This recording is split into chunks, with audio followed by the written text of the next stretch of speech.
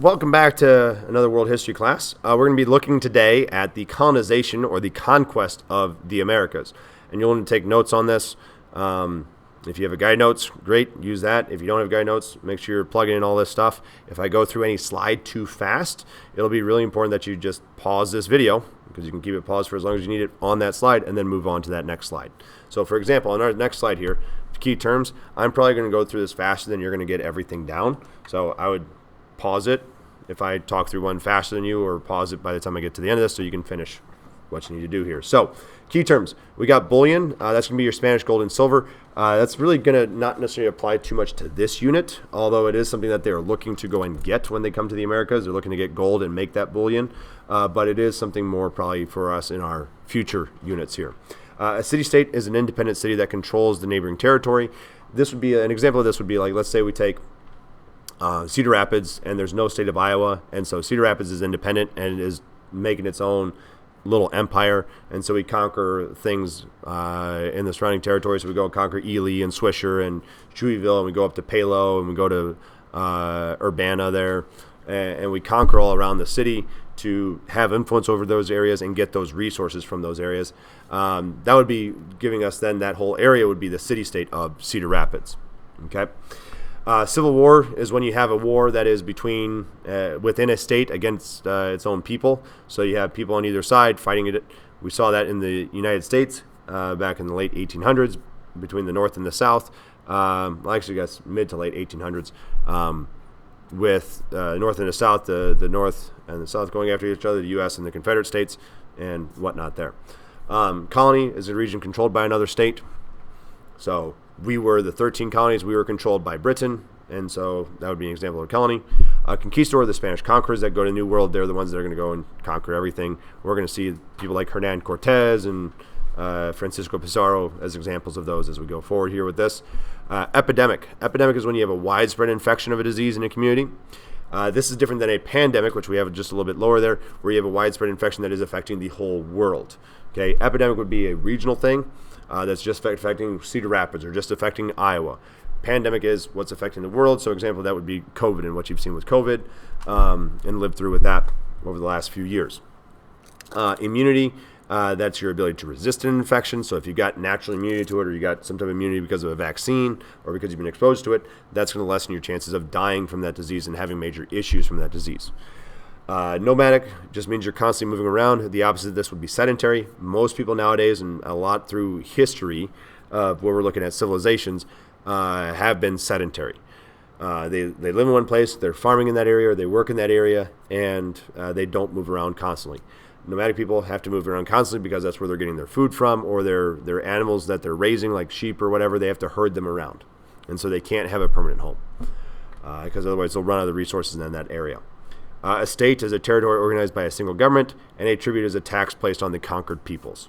So when we were part of the 13 colonies and we complained about our taxes, we were complaining about paying tribute to Britain. Those are kind of everything that we need to know going into things. And there'll be some other terms that come up as we go through things, but I'll highlight those as we're going through those slides. So first thing to look at is this map of the world before Columbus did his little adventure to the New World in 1492. And we can see there's a bunch of different states. Europe just has control of Europe. They don't have control of anywhere outside of it. And there's not a lot of empires over in the Americas. There's a couple, and we've looked at those as in the Aztec and the Inca. But outside of that, there's not major empire building or states and stuff like that there. The rest of the world, again, a bunch of different places. And if we look at this 200 years later, we see Europe becoming a little bit more solid in its borders. Really, they've gained a lot of territory over in the New World. Okay, so just 200 years after Columbus, so that's 4 or 5 generations of people, you have a drastic change in what's going on. And if we go forward more, so we go to like 1776 or so, right before the American Revolution, we'll see most of the Americas being controlled by Europeans. So this is why this event and looking at Columbus and then the conquest of the Americas is really important, because it drastically changes things where Europeans are not just in Europe anymore. And this is going to start a trend where the Europeans are going to go outside of Europe. They're going to first take over the Americas, and then after this, and after they get kicked out of the Americas, we're going to see them go and try to take over the rest of the world in Africa, South Asia, Southeast Asia, and everywhere else. So the first thing we want to talk about here is what was America like before Columbus? And these are just going to be brief overviews. They are not as in-depth as they could be. So we've included on these next slides some videos that if you wanted to go see more, they will link to them. You will see that on the presentation that's been shared with you. They are not in, unfortunately, I don't know how to link them in this. Well, yeah, there's some way to link them on YouTube, and I'm not good enough to do that. So we'll see. If you see links there, I figured things out. So the first one here is the Mesoamerica. We're going to look at the Aztecs. Aztecs ruled from about 1345 to 1521 in Mexico. They were based out of Tenochtitlan, which is in Mexico City. Their ruler was an emperor, but they were also kind of a city-state system. So you had one key ruler. Tenochtitlan was viewed as the most important city, but you had many other cities that were ruled by the Aztecs that also were running things kind of in their own way. So they were city-states.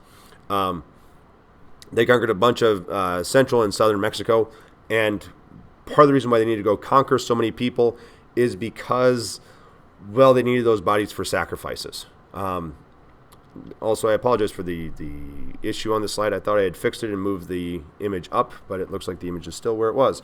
So the tribute payment gets cut off by this, as well as the sacrifice. So people were sacrificed to the Aztec gods because the Aztec gods needed their blood to survive.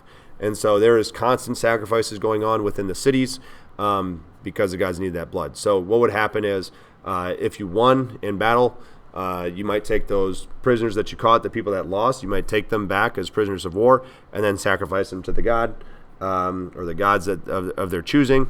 They might also have called out to the city-states, the cities, the regions that they conquered, saying, hey, you owe us this many people for the sacrifices to keep things going, so send us those people that you want to send. A lot of the times I would presume these would be the undesirables, so people that were doing crimes and stuff like that you want to get rid of, but at times you're not going to have those available, and so some people are going to go, good people are going to be killed and stuff like that, and that's going to promote some tensions between the Aztecs and the people they've conquered. As well, on top of the human sacrifices, they're going to be asked to give food and other things that are needed to the Aztecs to them, and so that's also going to be a sticking point because people, essentially it's like a tax, and people are never a huge fan of taxes. This video. Okay, we're going to skip that video there, and then we get into South America. South America, the major civilization there is the Incas. They ruled from about 1400 to 1533, so shorter lived than the Aztecs.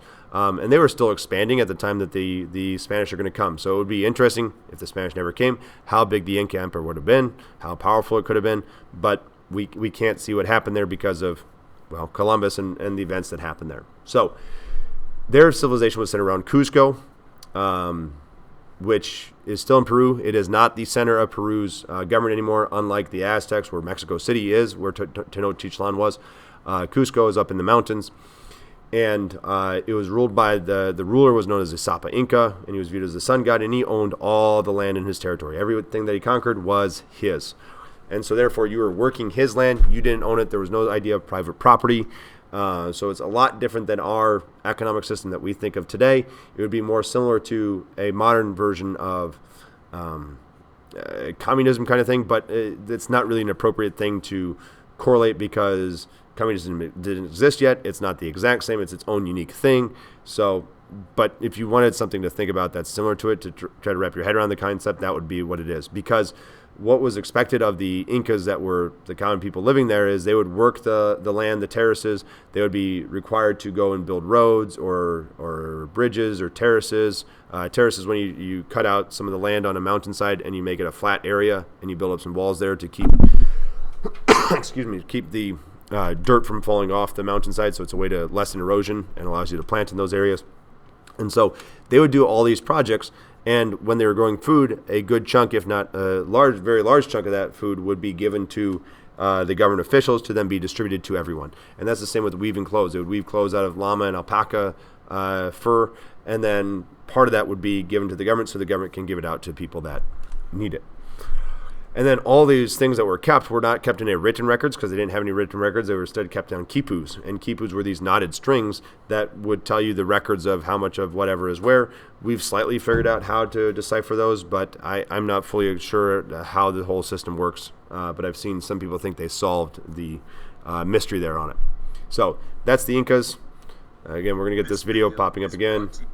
And then that leads us to our last one here in North America, where we got large scale, not large scale. We got the opposite of large scale. There are no major civilizations that we can point to. The best is civilizations is probably not the right term to use. Empires. Let's go with that. So there's no large empires where one native tribe is conquering another one. We just don't see that on a large scale like we saw within Mesoamerica and we saw in in South America there in the Andes. You have instead a bunch of different tribes all across what will become the United States and Canada that are not really united. Some have very similar cultures, like the Mound Builders that we're going to take a look at, while other regions have very different customs from that. But they weren't necessarily united in any way, shape, or form to make a larger empire, to go conquer places, to go help each other out. They're just different societies with very similar cultures. The Mound Builders, the most famous of these, were stretched from the Midwest to the Appalachians and all the way down to the Mississippi, the mouth of the Mississippi there. So really, really big civilization there. And their largest city was Cahokia. Cahokia is right in our backyard, kind of over in St. Louis or by St. Louis. And it was the largest city in North America. And it didn't have like a conquering government from what we can tell, though. There wasn't necessarily a lot of we don't have a ton of evidence for large-scale warfare happening to go and take over new areas and stuff like that. So, and by the time that the Spaniards and Europeans will arrive, Cahokia has been abandoned as a large city, and people are living in more smaller communities and smaller tribal groups. And so there's not necessarily going to be a united force against the invasion of Europeans and the conquest of the Europeans into their territories. So let's get into those conquests here. We're going to see in this map here, this is showing you more than the previous map that we saw of what all the territory that's going to be conquered is. Not all of this area is going to be settled, but the Europeans are going to claim that they have all these territories there. Now, the first thing you might be wondering is, why were the Europeans doing this? Why wasn't there a bigger power like China or India or some other place that was wealthier, had better ships, better weapons, and all that stuff? Why weren't they the ones to do this? And there's a lot of reasons, but we got 6 kind of big overarching ones that we can point out. One, the location of Europe in comparison to the rest of the world towards North and South America was that they were in the best position to get there. We've talked about the gyres that would slingshot you. You get to go on those currents, and that'll get you there faster. They're also one of the closest distances to the Americas. The closest distance actually is up in between Alaska and Russia, but that area is a wasteland of ice and snow and not very habitable and not a lot of people. So there isn't a civilization that's going to go up there and conquer that to then go over to America and stuff like that. So this gave the Europeans an advantage on this. As well, the European population was rising and was growing really, really big, and they needed to figure out somewhere to send all these extra people because they couldn't support any more there. The last time they got to population numbers the way that they were, there was a not so fun incident called the Black Death, which killed about a third of the European population. So they were recovering from this, and now you've got population numbers up. Let's find somewhere else that we can go and settle, and North America and South America are going to be the places to go there. You also had a lot of rivalries between the European states, so they're always trying to one-up each other and take control of more and show that they are better than one of the other ones. And so they're always pushing each other and will go and compete each other to conquer America once it starts. But they were already starting to do some competitions in that beforehand, and we'll see that with Spain and Portugal. They also want to spread Christianity because Christianity was threatened by Muslim empires on their southern and eastern borders, and so they wanted to find new allies that they could do with and find territory that they could spread Christianity to show that it's the one true religion. Technology, big thing that we've talked about already, is also another major factor in this. Their technology is well superior to the Americans in that they've got steel, they've got guns, they've got cannons, they've got ships that can sail long distances. So they've got all those things that put them at a major advantage when fighting the Native Americans. But it's really not huge. The number one thing is going to be that overpopulation bit with this last one here, and that is disease. When the Europeans get to the Americas, they're going to bring diseases not purposely. At times it will be purposely spread, but initially it's not purposely spread. And we're going to look at this more in class, and it leads to something called the Great Dying. And that's where you have upwards of, in some estimates, 90% of the Native Americans in certain regions dying from the spread of diseases that they weren't exposed to before, like smallpox, measles, mumps, yellow fever, malaria. They just can't survive all these new diseases that were thrown at them, and so they die, and you lose, again, 90% of the people.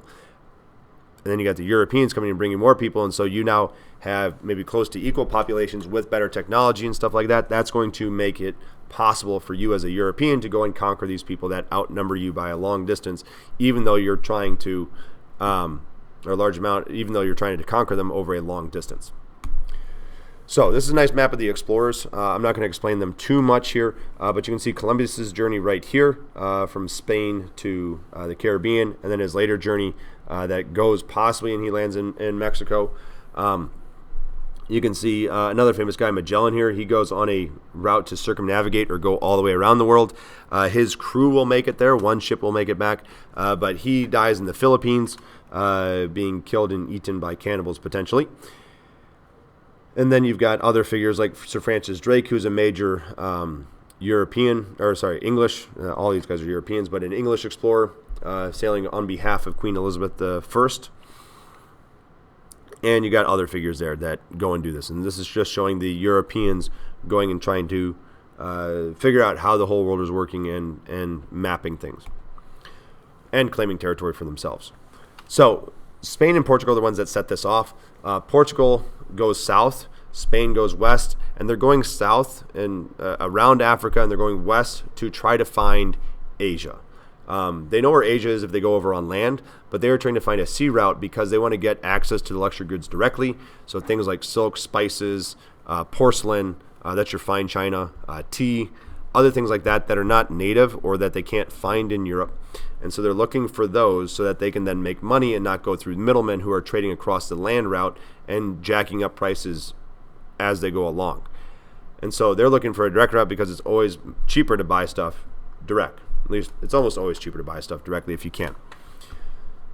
So Vasco da Gama is the first successful Portuguese sailor to get to the Indian Ocean trade. And then Columbus is successful in that he goes west in 1492 and lands in a place, but he doesn't land in the Indies. He lands in what gets labeled as the West Indies, which is the Caribbean. He lands in the Americas and discovers that, and that's going to allow Spain to then claim and conquer most of Central and South America. So in this conquest, there are 3 Gs that get associated or brought up a lot, and they are God, glory, and gold. God comes up because the Spaniards, the Portuguese, anyone that went and conquered, for the most part, wanted to spread their religion. And the religion they wanted to spread was Christianity because it was the one true religion, and so they wanted to show how good they are to God, and they wanted to bring people to God so that they didn't go to heck when they died. So you've got God there. Glory is the soldiers that go on this, the people that are going to fight in these wars, the conquistadors. They want to gain glory. They want their names to go down in history and be remembered. People like Hernan Cortez, who are the leader of the conquistadors there to Mexico, want to have their names remembered, and they have successfully had their names remembered for 500 years. They want to be famous in Spain when they go back home, and they are famous in Spain when they go back home and tell about, look at the conquest that I did, look at all the territory I brought in for Spain. And so people are looking for that. And then the last one, and probably the most motivating of all of them, is they all wanted to become rich as well. They looked at this as an opportunity to make lots of money. If they could find gold, which they had heard the rumors of that gold there, they can then make tons of money off that because they're going to get that gold, and then they can live whatever lifestyle they want. That can also help them obtain more glory because of how wealthy they are and stuff like that. So those are the 3 Gs that are going to motivate conquistadors and other conquerors that come into the Americas. And so let's get into those conquests. First conquest is going to be in the Caribbean. It actually happens, I don't have the dates there, and I apologize for that, but it starts in 1492, and it's going to continue for a while because Europeans are going to constantly flood in there with their ships to try to claim as many of the islands as they can. And as long as you have a flag and you can place it on the island, then it's yours, unless you see a another European with their flag already in that island. The native peoples are not taken into account, and the native peoples are going to get pretty much wiped out of these islands because, one, the disease. We already talked about 90% of the Native Americans at times are going to die from these diseases, and in the Caribbean, this is one place where people get hit really hard. The second reason is when they come to these islands, the Europeans are going to be looking for gold. They're not going to find a lot of gold in mines, and so they got to figure out some other way to make money. And so they bring some crops as well, and one of the crops they bring is sugar cane, so that they can grow sugar there and sell that back, because that's a luxury good. It's a sweet treat that not many people have access to, and so you can charge a lot for it. It's essentially a cash crop because you can't live off of it, and cash crops are food that you grow or crops that you grow just so that you can make money off them. It's not something that you can live off of eating and doing stuff with. So they're going to do that, and that's going to lead to, because of the overworking and the disease that's wiping out the natives, the Taino people, it's going to lead to then the slave trade beginning. And we'll see that in our next unit. The Tainos who are wiped out, it's wiped out with a question mark because it's debated about whether they actually got wiped out. It's more like they got assimilated and then they stopped being acknowledged as being Native American. It just kind of gets erased from the census data that's there. And it's not until recently that you have people saying and claiming and fighting for their rights to be on the ballot. And by recently, I mean in the last 50-ish years, to get the ability to say that they are Taino and not white, black, or mixed and whatnot for their race. For Mesoamerica and the Aztecs, these guys were supposed to be a really big challenge you would think there would be a huge challenge for the conquistadors, especially when Cortez only brings in a couple hundred men. But he was able to conquer the Aztecs within 2 years. This large empire that took a couple hundred years to set up gets destroyed by the Spanish in 2 years. Well, how is that possible?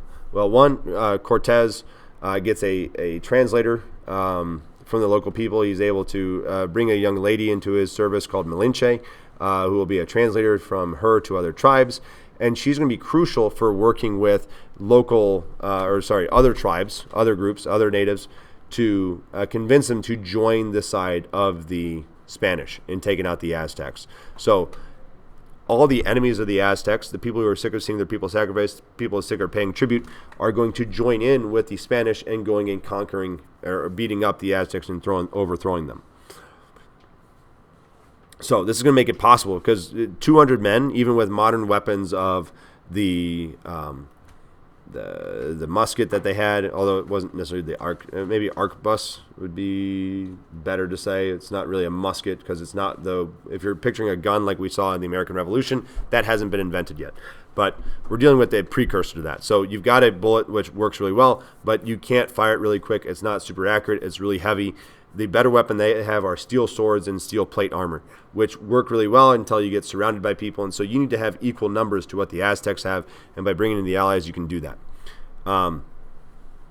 As well, you can bring down the Aztec numbers because of diseases accidentally being spread. You get lots of Aztecs getting sick. And some of those Aztecs that are getting sick are going to be soldiers. And if they're sick and dying of smallpox, they can't come and fight on the battlefield and push you back. So you're able to fight less people because of diseases, and you've got more allies with you to bolster your numbers and beat up the Aztecs, and that's how Hernan Cortez takes over Mexico.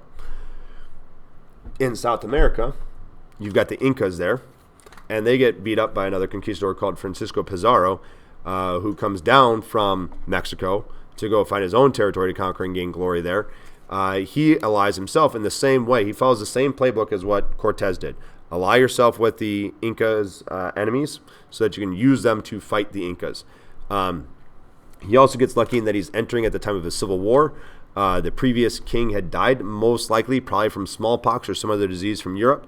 And there is division on who should be ruler. And so you have a civil war going on there that Pizarro will thrust himself in the middle of. He will then capture the presumptive emperor, the Sapa Inca, Atahualpa. I believe actually Atahualpa was the king at that point. But he helps with that, and then he captures him, threatens him that you need to give me all this gold and stuff like that. They give him all the gold, and then he still kills him. And without that, the leadership kind of fizzles there. The Incas are going to fight back, and they're going to fight hard.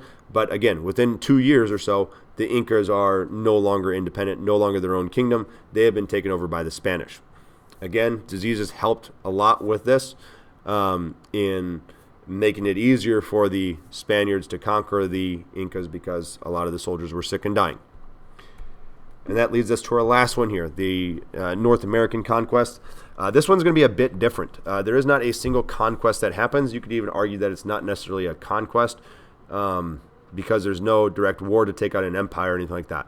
But Spain will conquer Florida. They're going to be looking for a golden city called El Dorado there.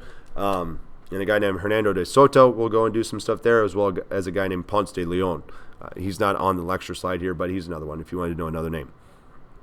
So they're going to conquer Florida. They're also going to conquer the southwest United States because the southwest United States used to be part of Mexico. We fought a war with Mexico called the Mexican-American War. We're really good at naming original wars here in history. And so we beat Mexico in that war, and then we say, you're giving us all this territory. So we get Texas and New Mexico and Arizona and California. And a lot of that territory in the southwest United States.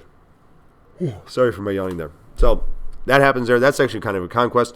France will go and send explorers through the territory that is the Louisiana territory. That's going to include Iowa here. They go up and down the Mississippi, and they go westward up to the Rockies. And they're also going to complain southern parts of Canada, but they don't necessarily go about conquering. They say it's theirs. They send traders and merchants all throughout the place to get furs from the Native Americans, but they don't really conquer and control the lands a huge amount.